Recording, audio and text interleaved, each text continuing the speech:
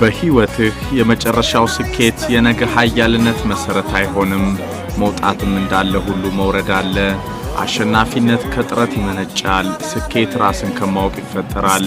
የድል ሚስጥሩ ያለህን መለየቱ ላይ ይጀምራል። የተሰጠህን ማጥበቅ፣ ጸጋህን መለየት። እምነት ከልብ ነው። ጽናትን ከማንነት ትወርሳለህ።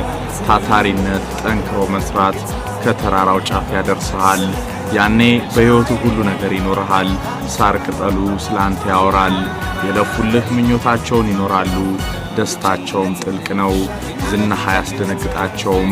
ሀብትህ አያማልላቸውም። ምክንያቱም ዘመንህን በሙሉ በወድቆ መነሳት ውስጥ አልፈዋልና።